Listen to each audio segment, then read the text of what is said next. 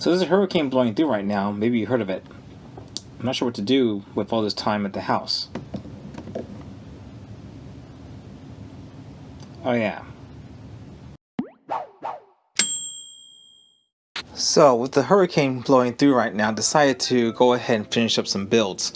I'm actually going to be doing 2 builds, so this is actually the first of 2 videos that I'm building over the next 2 days at least. So I'll go and go over the parts list and show you what's in the system, and we'll get this build started. So I have all the parts laid out here. I'll go ahead and go over all of them one at a time, starting off with the motherboard. This is a Gigabyte GA Z77 board. So I got this in a lot of a bunch of other parts, and I kind of forgot where I got it from. It's been lying around for a while, so I decided to go ahead and do a build with it. In there, the RAM's already in there, is 16 gigabytes of DDR3 memory, and the processor I'm using is an i5-3470. The graphics card for this machine is going to be this EVGA GTX 960 card. I picked this up today, just before the storm blew in. Right here is my standard combination of a 1TB hard drive and a 120 gigabyte SSD. Now for power supply, I'm using this A-Power AK Series 680 watt. I was going to use this in another build, but I wasn't able to because the cables were too short. To solve that problem, I actually have these RAID Max. That problem, I have these RAID Max extensions. There'll be a little bit of a cutter clash going on, but hey, this is going to work. This is all going to be in this Cooler Master half case. I picked this up today for about $25. It came with a 240mm fan that actually didn't fit initially, but with the help of a hacksaw, I was able to cut out some of the plastic on the side of the fan, and it fits in perfectly. So that's going to be a great addition for this system. So these are all the parts, and let's go ahead and start this build.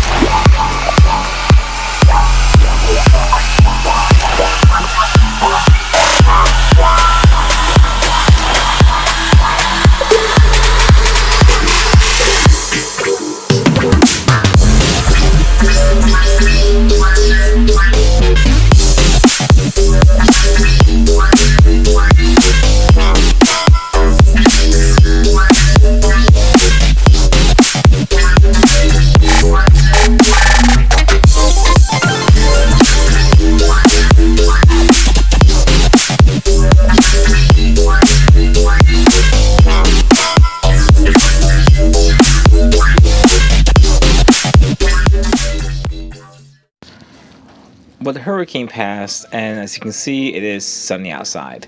So I finished the computer last night, and here it is right here.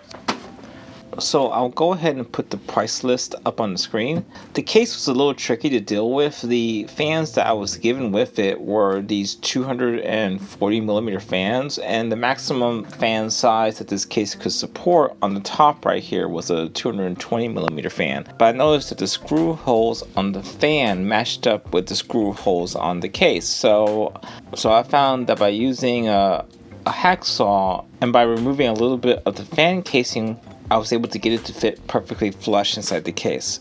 So that worked really well. The motherboard already had a Windows 10 Pro key in it, so that was a nice bonus. So overall, the system came out pretty well. The performance-wise was about what I expected for an entry-level system. You're able to get a good solid frame rates on games like Fortnite or CSGO or even Modern Warfare on low settings, which is fine. You can even play some AAA games, but you're not going to be able to run those on maximum settings. But if you dial it back a little bit to around normal settings, such as on GTA 5, lowering it down to normal settings instead of being maxed out, or instead of playing Fortnite on epic settings but lowering it down to competitive, you're able to get a much better gaming experience. And for most people, that'll be perfectly fine, especially for a system in this price range. I plan on selling it at around $450, and given the parts that I put in it and the quality of the power supply and the quality of the motherboard in there, it's a really good deal. It's a really good entry-level system for a lot of people. So if you enjoyed this video, go ahead and like it below, subscribe, and leave a comment. If you didn't like it, well, I'll make some more videos in the future. Maybe you like one of those. Till next time.